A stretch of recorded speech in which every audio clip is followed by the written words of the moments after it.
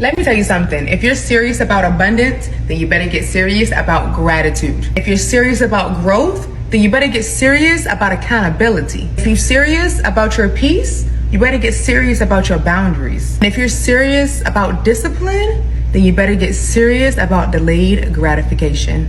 And as you grow up, it's like, what do I want? Like, who do I want to be? You know, that's crazy. How are we supposed to know who we want to be in our 20s, 30s, 40s, even 50s? Like, how are you ever supposed to really figure out what you want in life? And I feel like with social media, this makes it so much worse because we genuinely think that we are supposed to have it figured out. You will never regret the things that you've done. You will only regret the things that you didn't do. So those trips that you want to go on, you need to go on them. That person that you want to ask out, you need to ask them out. That career that you like the sound of, you better start getting into it. You need to get out of your head and you need to start living, really living. Let me tell you something. Even if you might not believe this right now, I really want you to hear it. Every person has a gift. Every person has a dream, and every single one of us has a purpose. You're not supposed to know right now exactly what that purpose is, but just trust me when I say that you do have a purpose. You were put here for a reason. I know it's a very simple cliche saying, but I feel like sometimes we forget that we are here for a greater reason. You do have to think about yourself because nobody else is thinking about that for you. Everybody else is too busy thinking about themselves. And so this idea of being selfish shouldn't feel like such a foreign thing for women or a dirty word for women. It's like you have to be. There is no other way to get ahead and to do what you want to do. You have to put your needs and your wants and your ambition first because no one is going to do that for you. Sis, I need you to raise the bar. I need you to raise the bar in your career. I need you to raise the bar in your love life. I need you to raise the bar in everything that you are speaking over your life. I need you to raise the bar. A lot of times we put out these mediocre goals because they are attainable. They are the things that we believe that we can reach. But if you know God like I know God, your goals are lofty. Your goals and the things that you believe that He can do are quite big. You thinking that you could get 6 figures and God is trying to put you in a new tax bracket. Okay? Your next promotion, you thinking it's going to be manager or director and God got VP all over your life. I need you to raise the bar. The love of your life, you think that's about to find you. You think he's the cashier or the bartender and God said he's the owner. I need you to raise the bar. Your goals should scare you. Your goals should put you in a type of headspace that you get so locked in that nobody can touch you. You so locked in, you know what you are called to do. I need you to raise the bar. These mediocre goals are not going to cut it. When we speak, we need to speak as if we know who God is and we know what kind of movement He can make in our lives. I need you to raise the bar. You thinking God is about to put you in a 2024, 2025, and your next whip is a 2027. I need you to raise the bar. Raise the bar and stop playing with your life. Stop playing with the calling that's on your life. Stop playing with God. Because at the end of the day, if you know God like I know Him, there's nothing that He can't do. I need you to raise the bar.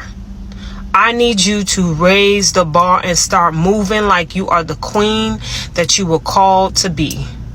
When you speak your affirmations over your life, I need you to raise the bar as if there is nothing that God can't do for you.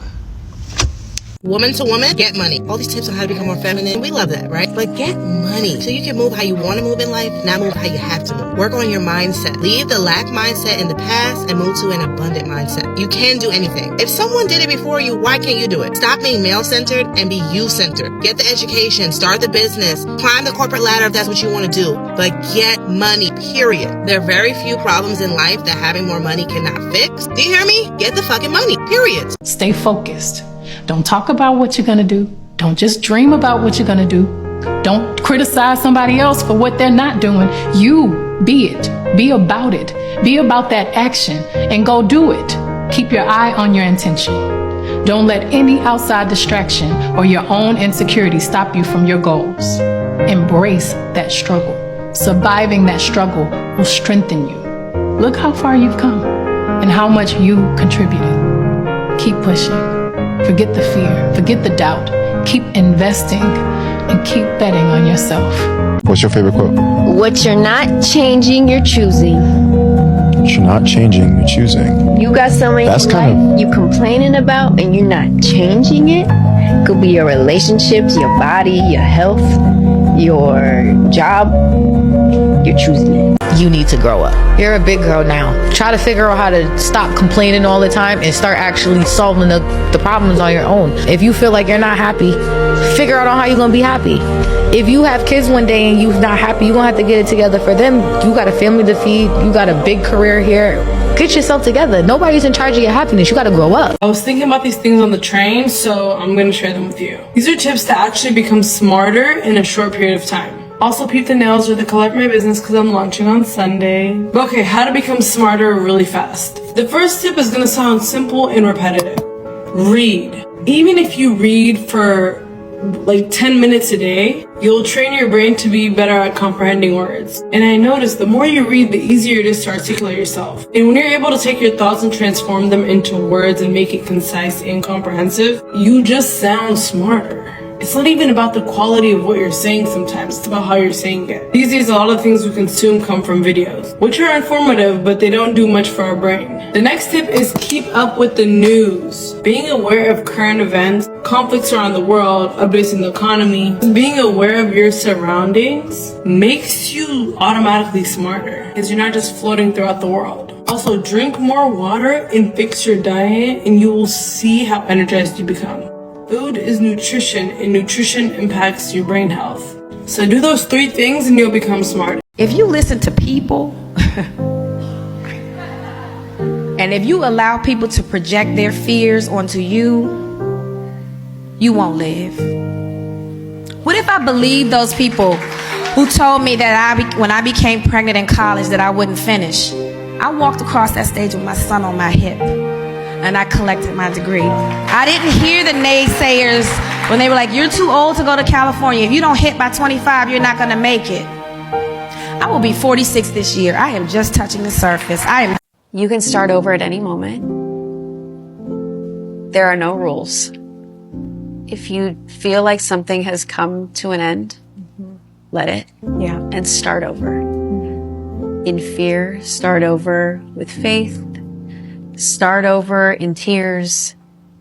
Start over in the rain. Yeah. But it doesn't matter how old you are, where you're at. If you feel that's what you need to do, you can start over at any time. Everybody is different in their own kind of way. Yes. Growing up, going through school, I was picked on a lot, you guys. People would say, oh, you think you're better than me. Yo, I was just doing what I wanted to do. I never judged other people. This was who God made me to be. What would you tell yourself now that you know what you know now? Accept your differences. Your differences later are going to be the things that stand out, and those are the things that are going to be inspirational to people. I am so happy I didn't change who I am. I grew up questioning it, like, why am I this way? I don't understand. But I am proud to be the person that I am today, and now I stand in that. I saw a quote that hit me. Nothing can be gained without losing. Even heaven demands death. You want to rise? Something has to fall. You'll lose people, comfort, ego. But that's the price of elevation. So ask yourself, what are you really afraid of? Pride, judgment, a little money? Because what you lose is never bigger than what you gain if you keep going. The real loss, staying stuck in a version of you that was never meant to last. That version was supposed to die. So the real you could finally live. There is nothing sexier than a smart woman.